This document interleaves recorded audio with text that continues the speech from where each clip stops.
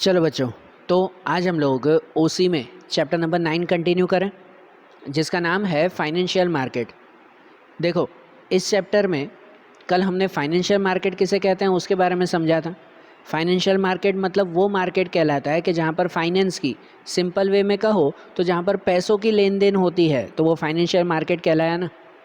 हर businessman के लिए ये ज़रूरी होता है, फाइनेंशियल मार्केट के साथ कनेक्ट होना उसके लिए बहुत ज़रूरी होता है, क्योंकि जब भी कोई बिजनेसमैन को पैसों की नीड हो या फिर जो है वो कोई भी अर्जेंट अगर जो है वो ज़रूर पड़े तो ये फाइनेंशियल मार्केट ही उसे फाइनेंस के लिए हेल्प करता है। फाइनेंशियल मार्केट में हमने दो टाइप कल समझे थे, जिनमें से पहला टाइप देखा था वो था मनी मार्केट। क्या कहते हैं उसे? मनी मार्केट कहते हैं। एक मनी मार्केट मतलब वो कि जहाँ पर शॉर्ट टर्म इंस्ट्रूमेंट्स यूज़ होते हैं। कल हमने ये भी समझा था ना, इंस्ट्रूमेंट्स मतलब कि वो ऑब्जेक्ट, वो पेपर्स या कहो वो कोई भी तरह का जो है वो डॉक्यूमेंट कि जिसके थ्रू पैसों की लेन देन होती है तो उसे इंस्ट्रूमेंट्स कहते हैं। कल हमने समझा था मनी मार्केट के बारे में कि जो शॉर्ट टर्म इंस्ट्रूमेंट्स के लिए जाना जाता है। और दूसरा आता है कैपिटल मार्केट। मनी मार्केट के बाद दूसरा कौन सा आता है? कैपिटल मार्केट आता है। कैपिटल मार्केट मतलब वो मार्केट कहलाता है कि भाई जिसके अंदर लॉन्ग टर्म इंस्ट्रूमेंट्स यूज़ होते हो। आज हमें यही कैपिटल मार्केट के बारे में समझना है। कैपिटल मार्केट मतलब वो मार्केट कहलाया ना कि जहाँ पर लॉन्ग टर्म इंस्ट्रूमेंट्स यूज़ होते हैं, कि जहाँ पर पैसों की लेन देन शॉर्ट टर्म के लिए नहीं लेकिन लॉन्ग टर्म के लिए होती हो तो वो कैपिटल मार्केट कहलाता है। मतलब अगर कहीं से लोन ली है तो वो लोन जो है वो शॉर्ट टर्म या एक आध साल में पूरी नहीं करनी है, उसे कम से कम जो है वो 5-6 साल तक चले, उसके बाद उसे जो है वो रीपे करते हैं। तो जो लॉन्ग टर्म के लिए यूज़ होते हो तो वो कहलाते हैं कैपिटल मार्केट, बराबर ना। कैपिटल मार्केट को अच्छी तरह से समझने के लिए उसके भी कैरेक्टरिस्टिक्स समझे कि उनके कैरेक्टरिस्टिक्स में क्या दिया हुआ है। कि जैसे कैरेक्टरिस्टिक में मैंने बताया कि भाई कैपिटल मार्केट यूज़ होता है लॉन्ग टर्म फंड के लिए, या तो लॉन्ग टर्म इंस्ट्रूमेंट्स इनमें यूज़ होते हैं। इनमें इंस्ट्रूमेंट्स आते हैं जनरली गवर्नमेंट सिक्योरिटीज़, डेब्ट instrument, security of industrial enterprise मतलब जैसे शेयर्स, डिबेंचर्स, ये सब इंस्ट्रूमेंट्स इनमें यूज़ होते हैं। इस कैपिटल मार्केट को पूरा कंट्रोल वो कौन करता है? वो करता है SEBI. SEBI, security exchange board of India. SEBI उसे कम्प्लीटली कंट्रोल करती है, बराबर ना। इनमें जनरली पैसों की लेन देन शेयर्स, डिबेंचर्स उनके थ्रू होती है, और जिनमें शेयर्स, डिबेंचर्स भी ऐसे होते हैं कि जिसे हम लोग इजीली एक से दूसरे में ट्रांसफ़र कर सकें। मतलब मैंने अगर कोई कंपनी के शेयर्स खरीदे हैं, वो अब मुझे किसी और के नाम पे ट्रांसफ़र करने हैं तो वो इजीली कर सकते हैं, ये कैपिटल मार्केट में। इनमें लिक्विडिटी जो है वो थोड़ी सी हाई हो, मतलब लिक्विडिटी इनमें समझो कि भाई देर से आती है। ऐसे जो इंस्ट्रूमेंट्स होते हैं ना, उन इंस्ट्रूमेंट्स को इजीली कैश में कन्वर्ट नहीं कर सकते, क्योंकि ये लॉन्ग टर्म इंस्ट्रूमेंट्स आते हैं। इसे आप दूसरों को बेच सकते हो, दूसरे को जो है वो आप ट्रांसफ़र कर सकते हो, लेकिन जो ओरिजिनल है वो ओरिजिनल पैसे इसके हमेशा लॉन्ग टर्म के बाद ही मिलते हैं। मतलब सपोज़ एक एग्जांपल दूँ ना इसका, कि भाई ऐसे मैंने कोई कंपनी के शेयर्स खरीदे हैं, तो मतलब मैंने उस कंपनी में इन्वेस्ट किया ना, मैंने उस कंपनी को 1 लाख रुपए दिए, बदले में मुझे और कुछ नहीं, खाली शेयर्स ही मिलते हैं ना, बराबर ना। अब 1 लाख रुपए मेरे वहाँ इन्वेस्ट हुए, एक तरह से समझो ना, सिंपल वे में कहो तो भाई वहाँ पर मेरे जमा हो गए कंपनी में। अब कंपनी वो 1 लाख मुझे वापस कब देगी? भाई जैसे कंपनी के रूल्स में लिखा हुआ था कि भाई वो 5 साल बाद मुझे पैसे देने वाली है, तो ठीक है कि भाई 5 साल बाद, मतलब उस शेयर्स के पैसे मुझे 5 साल बाद ही ओरिजिनल मिलने वाले हैं। इसलिए कहते हैं ना कि इसकी लिक्विडिटी जो है वो ज़्यादा टाइम की होती है, कि भाई बाद में ही हमें पैसे मिलेंगे, 5 साल बाद, उससे पहले नहीं। हाँ, उससे पहले अगर अर्जेंटली मुझे पैसों की ज़रूर है तो मैं अपने शेयर्स किसी और के नाम पे ट्रांसफ़र कर सकता हूँ। जैसे मैंने अपने शेयर्स जो है वो मैंने अपने दोस्त को बेच दिए, दोस्त से 5 लाख ले लिए और मैंने दोस्त को वो शेयर्स दे दिए। अब मेरे दोस्त को जो है वो 5 साल बाद उसके रुपए मिलेंगे, बराबर ना। तो इसलिए इसमें लिक्विडिटी इस टाइप की होती है। और जो कैपिटल मार्केट है ना, ध्यान से सुनना आपके, जो कैपिटल मार्केट है उस कैपिटल मार्केट के भी दो टाइप्स आते हैं। कैपिटल मार्केट के भी कितने टाइप्स आते हैं? दो टाइप्स। एक कहलाता है प्राइमरी मार्केट और एक कहलाता है secondary market. Primary market and secondary market, ये कैपिटल मार्केट के दो टाइप्स। तो प्राइमरी मार्केट मीन्स क्या? पहले सिंपल वे में दोनों की डेफिनेशन समझ लें।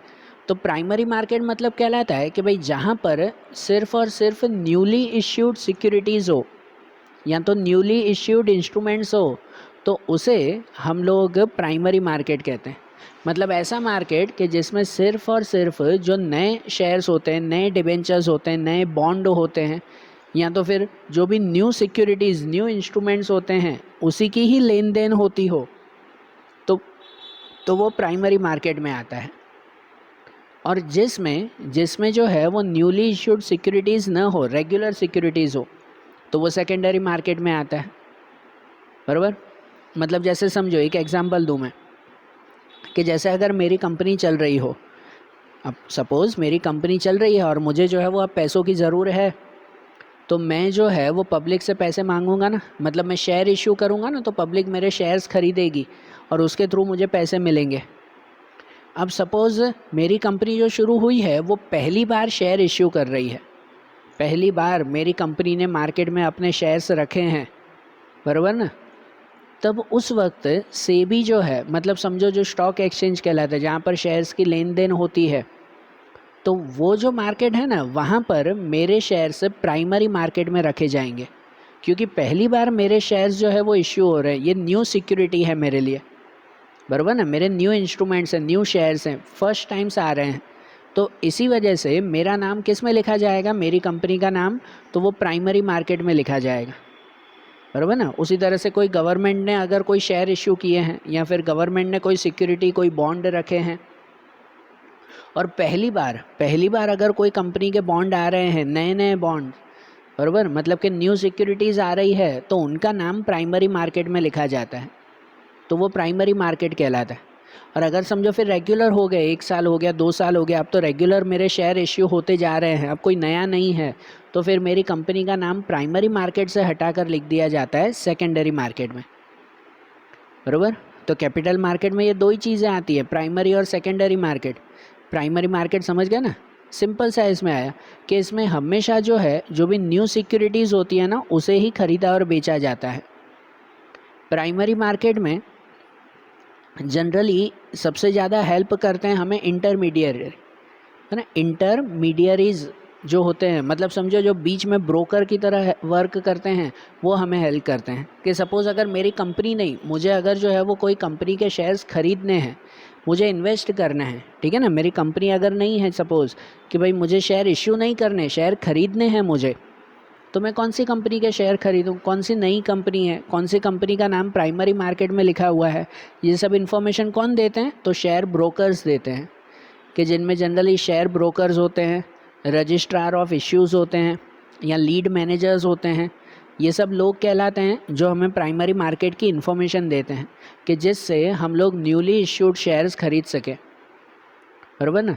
और ऐसे शेयर्स जब मार्केट में इशू होते हैं ना, तो इनके साथ कंपनी एक तरह का प्रॉस्पेक्टस रखती है, बराबर ना। प्रॉस्पेक्टस के थ्रू जो है ये शेयर्स इश्यू होते हैं। तो अब ये प्रॉस्पेक्टस क्या, प्रॉस्पेक्टस मतलब समझो सिंपल वे में उनकी एडवर्टाइजमेंट होती है।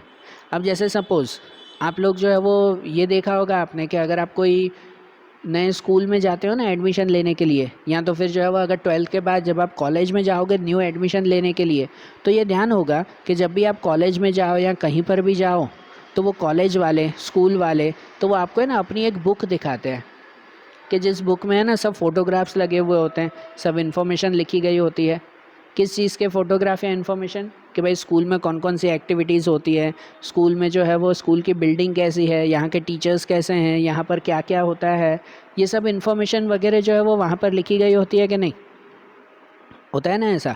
तो वो जो बुक देते हैं ना आपको छोटी सी, उसे कहते हैं प्रॉस्पेक्टस, बराबर। आप कोई नया घर खरीदने अगर जाते हो ना कोई नई सोसाइटी में, तब वो उस वक्त भी जो है वो आपको पूरा एक फ़ाइल देते हैं, छोटी सी बुकलेट देते हैं, कि जिसमें उस घर में क्या क्या है, उसके फ़ोटोज़ लिखे हुए होते हैं, इन्फॉर्मेशन लिखी गई होती है, तो वो चीज़ प्रॉस्पेक्टस कहलाती है। वैसे ही कोई नई कंपनी अब अगर शेयर इश्यू करती है प्राइमरी मार्केट में, मतलब न्यू कंपनी है, पहली बार शेयर इश्यू कर रही है, तब उस वक्त उसके पास जो है वो एक बुकलेट साथ में रखती है शेयर्स के साथ, कि जिसके अंदर जो है वो पूरी इन्फॉर्मेशन होती है, कंपनी की बिल्डिंग कहाँ है, उसके रिलेटेड फ़ोटोज़ होते हैं, कंपनी में वर्क कैसा होता है, मशीनरीज़ कैसी हैं, कंपनी फ्यूचर में क्या क्या करना चाहती है, ये सभी चीज़ों की इन्फॉर्मेशन वो कंपनी अपने शेयर होल्डर्स को, जो लोग उनके शेयर खरीदते हैं, उन्हें प्रोवाइड करती है।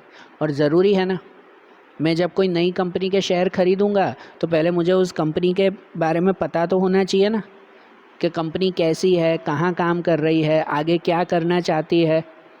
ये सब चीज़ें मुझे पता होगी, फिर ही तो मैं उनमें पैसे इन्वेस्ट करूँगा ना। डायरेक्ट कैसे पैसे इन्वेस्ट करूँ मैं? समझ आ रही है ना बात? तो इसीलिए ये सब किस में आते हैं? प्राइमरी मार्केट में आते हैं, कि जहाँ पर न्यू सिक्योरिटीज़ आती है। और दूसरा आता है, वो आता है सेकेंडरी मार्केट। सेकेंडरी मार्केट कहलाता है। तो अब सेकेंडरी मार्केट मतलब क्या? सेकेंडरी मार्केट मीन्स वो कहलाता है कि जहाँ पर न्यू सिक्योरिटीज़ नहीं, रेगुलर सिक्योरिटीज़ आती हो। और इसी वजह से सेकेंडरी मार्केट को हम लोग सिंपल वे में कहते हैं स्टॉक एक्सचेंज।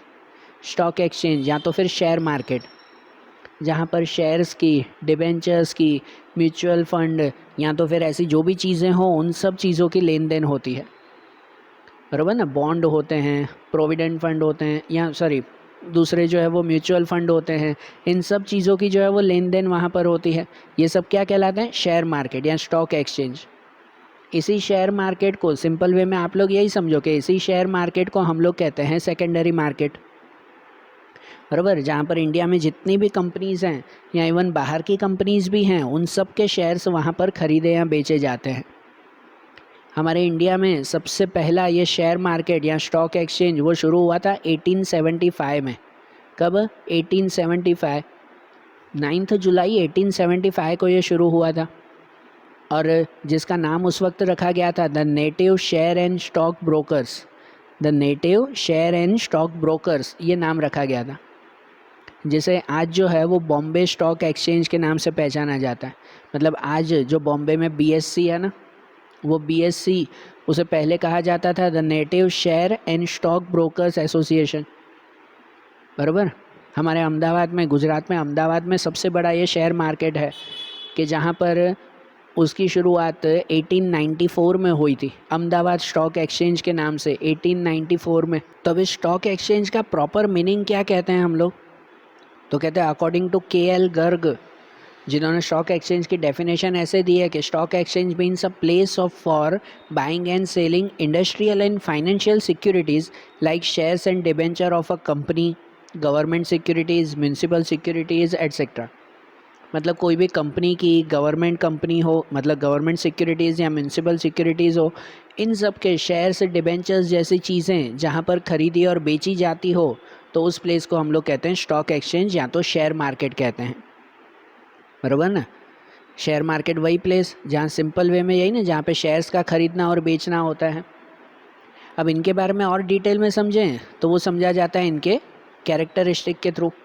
शेयर मार्केट के कैरेक्टरिस्टिक्स, तो सबसे पहला कैरेक्टरिस्टिक आता है, वो आता है रजिस्टर्ड कॉरपोरेट बॉडी। ये सही बात है कि जो शेयर मार्केट वर्क करता है ना, तो वो रजिस्टर्ड वे में करता है, लीगल वर्क करता है। शेयर मार्केट का भी जो है वो गवर्नमेंट में रजिस्ट्रेशन करवाना पड़ता है, और गवर्नमेंट के रूल्स एंड रेगुलेशंस के अकॉर्डिंग ये वर्क करते हैं। बराबर? दूसरा आता है अप्रूवल ऑफ गवर्नमेंट। ये भी वही बात हुई कि भाई शेयर मार्केट जो है उसे शुरू करने से पहले गवर्नमेंट का अप्रूवल लेना पड़ता है। अब गवर्नमेंट ने इनके लिए जो है वो एक पर्टिकुलर एक्ट बना के रखा है, जिसे कहते हैं सिक्योरिटी कॉन्ट्रैक्ट या तो सिक्योरिटी रेगुलेशन एक्ट। 1956 में ये बना था कि अब शेयर मार्केट गवर्नमेंट के इस एक्ट के अकॉर्डिंग, मतलब इस रूल के अकॉर्डिंग वर्क करता है। बराबर ना? मतलब सब लीगल वर्क ही होते हैं ना, शेयर मार्केट कोई भी तरह का इलीगल वर्क नहीं है। दूसरा ऑर्गेनाइज मार्केट, कि ये एक ऑर्गेनाइज मार्केट है कि जो पर्टिकुलर रूल्स रेगुलेशन के साथ काम करता है। यहाँ पर सभी लिस्टेड सिक्योरिटीज़ होती हैं।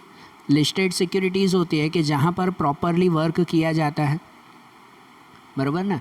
कि यहाँ पर ऐसे समझो कि भाई जितनी भी कंपनीज़ होती हैं, वो कंपनीज़ प्रॉपरली उनमें अपना पहले रजिस्ट्रेशन करवाती है कि हाँ भाई अब मुझे जो है वो क्या कह सकते हैं कि भाई कोई भी शेयर ख़रीदने या बेचने हैं। सपोज़ मेरी अगर कंपनी है और मुझे अपनी कंपनी के शेयर्स अगर बेचने हैं, तो पहले क्या करना होगा? पहले जो है वो उसमें मुझे अपना नाम रजिस्टर करवाना होगा ना। और ये शेयर मार्केट उन्हीं कंपनी के शेयर खरीदती या बेचती है, या उसी के ही काम करती है जिनका नाम उनमें रजिस्टर हो। बराबर ना? इसलिए ये एक ऑर्गेनाइज मार्केट कहलाता है। दूसरा मेंबरशिप, कि इसमें कोई भी शेयर्स खरीदने या बेचने के लिए पहले उसे शेयर मार्केट का मेंबर बनना है। अगर मुझे शेयर बेचने हैं, मेरी कंपनी है और मुझे शेयर बेचने हैं, तो भी मुझे वहाँ का मेंबर बनना होगा शेयर मार्केट का। और अगर एज ए इन्वेस्टर मुझे शेयर्स खरीदने हैं तो भी पहले मुझे उसका मेंबर बनना होगा, फिर मैं वो शेयर्स खरीद सकता हूँ, बराबर। दूसरा, मार्केट ऑफ सिक्योरिटीज़, ये भी वही बात हुई कि यहाँ पर जो है वो सभी रजिस्टर्ड सिक्योरिटीज़ होती है, या कहो अप्रूव सिक्योरिटीज़ होती हैं, मतलब सभी तरह के शेयर्स डिबेंचर्स होते हैं कि जहाँ पर उन शेयर्स और डिबेंचर्स को ख़रीदा या बेचा जा सके। लिस्टिंग ऑफ सिक्योरिटीज़, कि इनमें सभी सिक्योरिटीज़ की लिस्ट बनाई जाती है। जैसे आप लोगों ने टीवी पर शेयर मार्केट के कोई न्यूज़ या कुछ ऐसा देखा होगा, तो उसमें देखा होगा ना कि भाई वहाँ पर नीचे एक पट्टी चलती रहती है कि जिसमें हर एक कंपनी के शेयर्स के नेम लिखे हुए होते हैं, कंपनी का नाम, उनके शेयर का नाम लिखा हुआ होता है, उस शेयर का प्राइस बढ़ा या कम हुआ वो वहाँ पे लिखा हुआ होता है ना। तो इसका मतलब ये जो है स्टॉक मार्केट जो कहते हैं, या तो जो शेयर मार्केट कहा जाता है, उसमें सभी सिक्योरिटीज़ की लिस्टिंग की जाती है, और उस लिस्टिंग के अकॉर्डिंग जो भी इन्वेस्टर्स होते हैं ना, उन इन्वेस्टर्स को बताया जाता है कि देखो ये सब जो है वो कंपनी के शेयर से हैं, इसमें किसका प्राइस बढ़ रहा है या कम हो रहा है आप चेक कर लो, फिर उसके हिसाब से ख़रीदो या बेचो, बराबर ना। दूसरा, मैनेजमेंट, कि इनका मैनेजमेंट कौन करता है, स्टॉक मार्केट का मैनेजमेंट कौन करता है। तो स्टॉक मार्केट एक कंपनी की तरह काम करता है, और इसीलिए इसके मैनेजमेंट के लिए स्पेशल बोर्ड ऑफ डायरेक्टर्स बनाए जाते हैं। इनके मैनेजमेंट के लिए क्या बनाया जाता है, बोर्ड ऑफ डायरेक्टर्स। तो वो जो है वो इसका मैनेजमेंट करते हैं टोटली, बराबर। दूसरा आता है strict control over the members, कि यहाँ पर जो मेंबर्स होते हैं ना उनके ऊपर स्ट्रिक्ट कंट्रोल्स होता है।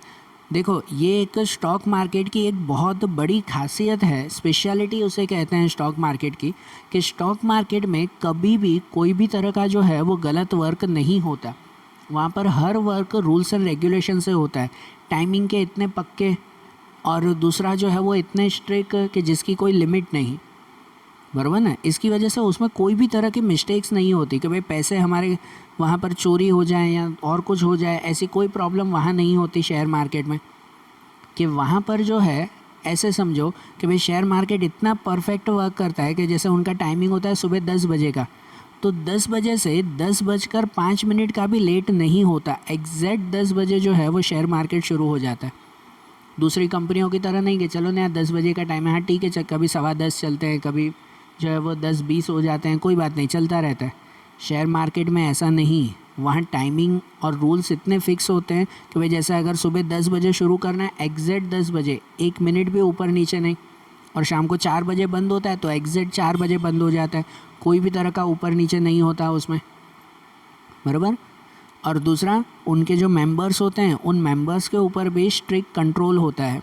मेंबर्स मतलब जो ख़रीदने वाले या बेचने वाले, मुझे अगर ख़रीदने हैं शेयर्स, मैं इन्वेस्टर्स हूँ, तो मेरे लिए भी स्पेशल रूल्स रेगुलेशंस हैं, जो रूल्स रेगुलेशंस मैं तोड़ नहीं सकता।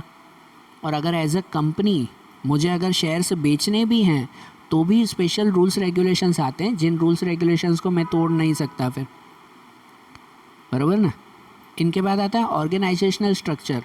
ऑर्गेनाइजेशनल स्ट्रक्चर कि ये एक ऑर्गेनाइजेशनल स्ट्रक्चर है, मीन्स कि पर्टिकुलर ऑर्गेनाइजिंग के साथ ये वर्क करता है, पर्टिकुलर प्लानिंग के साथ वर्क करते हैं। इनका मैनेजमेंट वो सबसे परफेक्ट मैनेजमेंट कहलाता है। And regulation of stock exchange, regulation of stock exchange कि ये स्टॉक मार्केट का रेगुलेशन कौन करता है, तो स्टॉक मार्केट का रेगुलेशन करते हैं सेबी, बराबर ना। कौन रेगुलेशन करता है, सेबी रेगुलेशन करते हैं। SEBI means security exchange board of India, वो इनका रेगुलेशन करते हैं। और जैसे इनके कैरेक्टरिस्टिक्स में समझा ना, वैसे ही उनके ऊपर से आता है इनके फंक्शंस। तो अब इन शेयर मार्केट के फंक्शन देखें, इनके कैरेक्टरिस्टिक पर से ही जो है वो इनके फंक्शंस भी तैयार होते हैं कि शेयर मार्केट एक्चुअली क्या वर्क करता है, उसके अगर हम लोग फंक्शन देखें। आपको पता है ना, हमारे इंडिया में जो है वो 2 फेमस शेयर मार्केट हैं, 2 फेमस, एक तो बॉम्बे स्टॉक एक्सचेंज BSE जिसे कहते हैं, और दूसरा जो है वो नेशनल स्टॉक एक्सचेंज है जो दिल्ली में है, बराबर ना। NSE जिसे कहते हैं नेशनल स्टॉक एक्सचेंज। ये 2 सबसे बड़े स्टॉक एक्सचेंज हैं। दूसरे भी अलग अलग शहरों में अलग अलग स्टॉक एक्सचेंज आए हुए हैं, लेकिन ये 2 मेन स्टॉक एक्सचेंज हमारी कंट्री के माने जाते हैं। तो ये एक्चुअली वर्क क्या करते हैं, तो इनके फंक्शन में सबसे पहला फंक्शन अगर देखें तो वो आता है लिक्विडिटी। क्या आता है, लिक्विडिटी आता है। लिक्विडिटी मीन्स क्या कि ये जो है वो इजीली हमारे पैसे को शेयर्स में कन्वर्ट करते हैं और शेयर्स को फिर से जो है वो पैसे में कन्वर्ट करते हैं जब भी हमें ज़रूर हो। मेरे पास अगर एक्स्ट्रा पैसे पड़े हुए हैं तो मैं शेयर मार्केट के कोई भी शेयर खरीदूंगा ना, कोई भी कंपनी के शेयर्स खरीदूंगा, और शेयर्स खरीदूंगा मतलब एक तरह का इन्वेस्ट हुआ ये, बराबर ना, एक तरह का इन्वेस्ट हुआ। उसके बदले में कंपनी मुझे क्या देगी, खाली एक सर्टिफिकेट, खाली एक शेयर देगी मुझे, बराबर ना। तो वो कोई भी कंपनी के शेयर्स में ख़रीदूंगा और जब भी मेरी इच्छा हो तो वो शेयर्स बेचकर फिर से मैं अपने पैसे वापस ले सकता हूँ। तो ये एक तरह की लिक्विडिटी कहलाई कि कभी भी मेरे पैसों को शेयर्स में कन्वर्ट कर सकते हैं और शेयर्स को फिर से जो है वो पैसों में कन्वर्ट कर सकते हैं। ये शेयर मार्केट का सबसे पहला काम। दूसरा काम आता है valuation of securities. Valuation of securities दूसरा ये काम है कि शेयर मार्केट का दूसरा इंपॉर्टेंट वर्क आता है कि भाई जो भी सिक्योरिटीज़ मतलब जो भी shares, debentures etcetera, mutual fund, जो भी चीज़ें हो, इन सब की वैल्यूएशन करते रहना। आपको पता है ना, शेयर मार्केट का काम ही यही होता है कि जो भी कंपनीज़ है ना, उन कंपनीज़ के शेयर की वैल्यू ऊपर जा रही है या नीचे जा रही है, इसे कंटिन्यूसली चेक करते रहना, इसकी वैल्यू निकालते रहना। तो यही जो है वो शेयर मार्केट का दूसरा मेन फंक्शन है।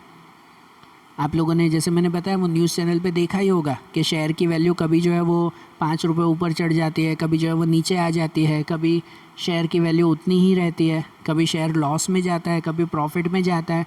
तो ये सब वैल्यू निकालने का काम वो कौन करता है, ये शेयर मार्केट ही करता है। डिपेंड होता है ना कि अगर सब लोग कंपनी के शेयर्स खरीद रहे हैं ना, मतलब कंपनी के शेयर्स की अगर डिमांड बढ़ती है ना, तो फिर उसकी वैल्यू बढ़ती जाती है, उसकी वैल्यू धीरे धीरे बढ़ती जाती है। और अगर सभी जो है वो लोग कंपनी के शेयर्स बेचने लग जाते हैं, उसकी डिमांड अगर कम हो जाए, सब कंपनी के शेयर्स बेचने लगते हैं, तो उसकी वैल्यू डाउन होती जाती है फिर, बराबर। तो ये वैल्यू काउंट करना वो शेयर मार्केट का दूसरा वर्क है। दूसरा conversion of saving into capital, ये एक है। ये शेयर मार्केट वो हर एक पर्सन को एक तरह से एनकरेज करता है कि जिससे उनकी जो सेविंग है ना, वो खाली सेविंग ना रहे, उसको कैपिटल में कन्वर्ट किया जाए।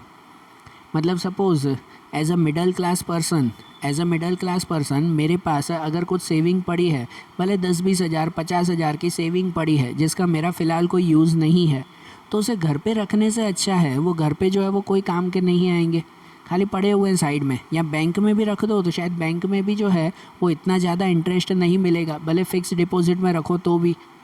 लेकिन अगर वही चीज़ें जो है मैं शेयर में कन्वर्ट कर दूँ ना, मतलब शेयर मार्केट के कोई शेयर्स खरीद लूँ, तो वो मेरी सेविंग का कन्वर्ट हो गया कैपिटल में, बराबर ना। तो वो मेरा कैपिटल कहलाया।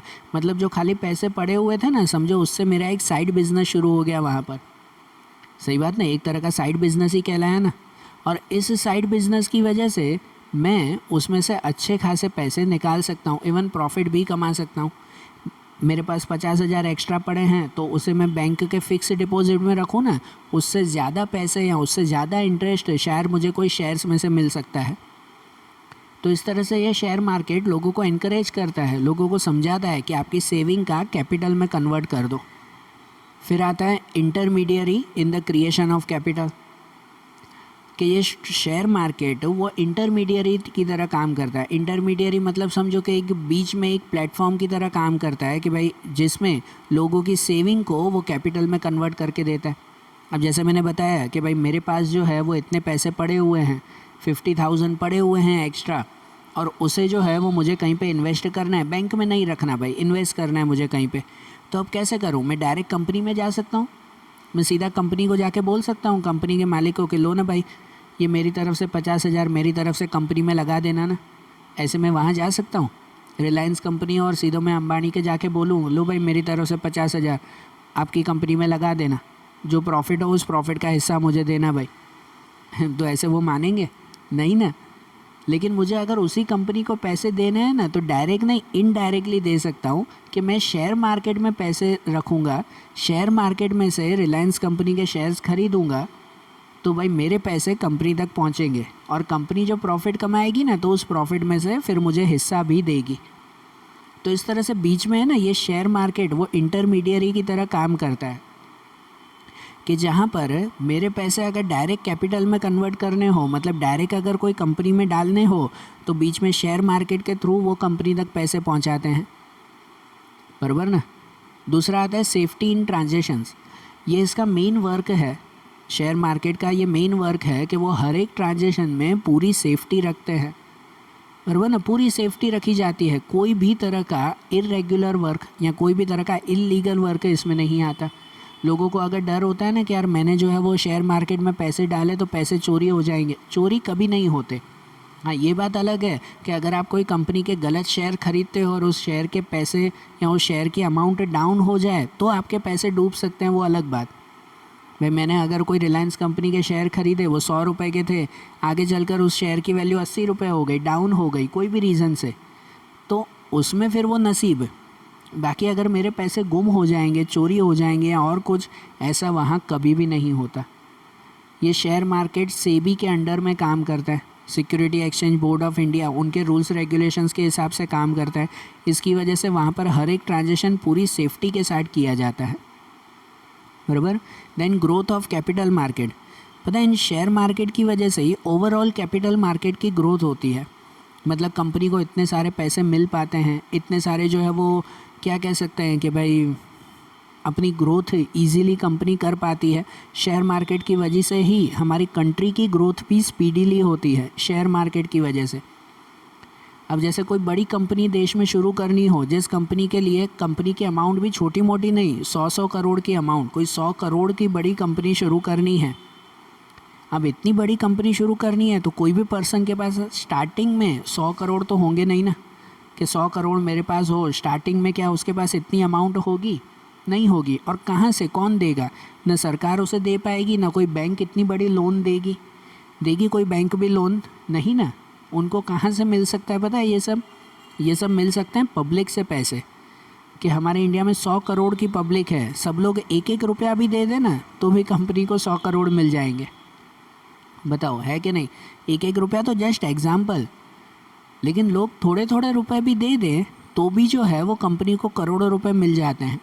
तो फिर कंपनी करोड़ों रुपए में अपना वर्क कर सकती है कि नहीं? तो सोचो कि इस शेयर मार्केट की ग्रोथ की वजह से ही, उसके वर्क के वजह से ही ओवरऑल कंपनी की ग्रोथ होती है और उसकी वजह से ओवरऑल कंट्री की ग्रोथ होती है। ये होता है ना benefit. Then facility to perform activities, कि स्टॉक मार्केट वो हमें फैसिलिटी देता है कि हम हर तरह की एक्टिविटीज़ कर सकते हैं। मतलब एज ए इन्वेस्टर्स मुझे कभी भी शेयर खरीदने या बेचने हो तो वो मेरी मर्ज़ी से काम होता है, उनकी हिसाब से नहीं। ख़रीदना और बेचना तो मेरी मर्ज़ी से ना, बराबर ना, कि भाई मुझे शेयर खरीदने हैं, डिबेंचर खरीदने हैं, कि म्यूचुअल फ़ंड खरीदने हैं, या दूसरे सिक्योरिटी खरीदनी है, दूसरे इंस्ट्रूमेंट खरीदने हैं, कुछ भी खरीदना हो तो वो मैं ईज़िली जो है वो ख़रीद और बेच सकता हूँ ना इनमें। फिर दूसरा फंक्शन आता है necessary facility for speculation. Speculation का मतलब होता है कि एक तरह की नज़र रखना, एक तरह का चेक करते रहना, जहाँ पर जो है ये इन्वेस्टर्स जो स्टॉक मार्केट होता है, जो शेयर मार्केट होता है, वो कंटिन्यूसली अपनी एक्टिविटीज़ चेक करता रहता है। या जो सेबी है, security exchange board of India, वो जो है वो कंटिन्यूसली इनके ऊपर नज़र रखती है कि भाई इसमें कोई भी इलीगल एक्टिविटी तो नहीं कर रहा है, कोई भी जो है वो कोई तरह की चोरी तो नहीं कर रहा है, बराबर ना। इसे कंटिन्यूसली चेक किया जाता है, तो जिसकी वजह से कभी भी इन्वेस्टर्स के साथ कोई भी तरह का धोखा नहीं होता, बराबर। कंटिन्यूसली चेक करते रहना है, ये भी इसका काम है। देन इंफॉर्मेशन प्रोवाइडर, ये शेयर मार्केट वो क्या काम करते हैं, तो वो हमें इंफॉर्मेशन देते हैं। शेयर मार्केट में पता है पर्टिकुलर ब्रोकर्स बैठे हुए होते हैं, ठीक है ना, उनमें ब्रोकर्स होते हैं। जैसे हम लोग जो है वो क्या कहते हैं, कोई भी शेयर खरीदने हो तो हमें नहीं पता होता कौन सी कंपनी के शेयर खरीदना अच्छा है या कौन सी कंपनी के शेयर खरीदेंगे तो हमें नुकसान होगा, उस कंपनी का फ्यूचर क्या है इसके बारे में हमें कुछ भी नहीं पता होता। तो वो हमें इन्फॉर्मेशन कौन देता है? ये शेयर मार्केट देता है, या तो शेयर मार्केट में बैठे हुए ब्रोकर्स देते हैं। जनरली शेयर मार्केट अपनी वेबसाइट पर ये सब इन्फॉर्मेशन रखता है कि कौन सी कंपनी के शेयर्स ऊपर जा रहे हैं या नीचे जा रहे हैं। इनके अलावा वहाँ के जो ब्रोकर्स होते हैं वो हमें पूरी इन्फॉर्मेशन देते हैं कि आप जो है वो यहाँ पे इन्वेस्ट करो, यहाँ पे पैसे डालो तो वो आपके लिए फ़ायदा होगा, ये आपको बेनिफिट देंगे। ये सब जो है वो हमें इन्फॉर्मेशन वो प्रोवाइड करते हैं ना। देन लिस्टिंग ऑफ सिक्योरिटीज़, जैसे मैंने पहले भी बताया कि भाई शेयर मार्केट वो हर एक सिक्योरिटी का पर्टिकुलर लिस्ट बनाता है। शेयर मार्केट में कितनी कंपनियां हैं, हर एक कंपनी के पास जो है वो कितने कितने शेयर्स हैं, कितने रुपए के शेयर्स हैं, उसके शेयर के पैसे बढ़े या कम हुए, इन सब की पर्टिकुलर लिस्ट वो प्रोवाइड करता है और हर जगह पर डिस्प्ले करता है, बराबर। And then guidance to investors, दूसरा ये इन्वेस्टर्स को गाइड करता है, जैसे मैंने पहले भी बताया कि वो इन्फॉर्मेशन देते हैं, गाइड करता है वो कि देखो भाई इस कंपनी के शेयर्स है ना आगे डूबने वाले हैं या पैसे कम होने वाले हैं उसके, तो जितना जल्दी हो तो उस कंपनी के शेयर्स आप लोग बेच दो। या वो कहते हैं कि अब ये कंपनी जो है वो ज़्यादा प्रॉफिट कमाएगी तो इस कंपनी के शेयर्स खरीदो। तो पर्टिकुलर गाइड देते हैं, भाई मुझे पैसे डालने 50,000, मेरे लिए मामूली रकम नहीं होती, तुम्हें डालने से पहले एक तो डर होगा ना यार कि भाई मुझे फ़ायदा होगा कि नुकसान होगा। तब उस वक्त शेयर मार्केट हमें गाइड करते हैं कि यार आप लोग यहाँ पे पैसे डालो ना 50,000, तो वो आपके लिए ज़्यादा बेनिफिट रहेगा, बराबर। तो ऐसी गाइडेंस हमें उनके थ्रू मिलती है। ये सब शेयर मार्केट के फंक्शंस हैं ना, बराबर। आ रहा है ना ध्यान। तो देखो आज जैसे हमने ये शेयर मार्केट के बारे में पढ़ा, उनके फंक्शंस वगैरह देखे, अब इनके बाद के जो दूसरे टॉपिक हैं कि पर्टिकुलर शेयर मार्केट दूसरे क्या फंक्शंस करती है या सेबी कैसे काम करता है, उनके बारे में अब हम लोग अगले वीडियोज़ में देखेंगे। Okay, thank you.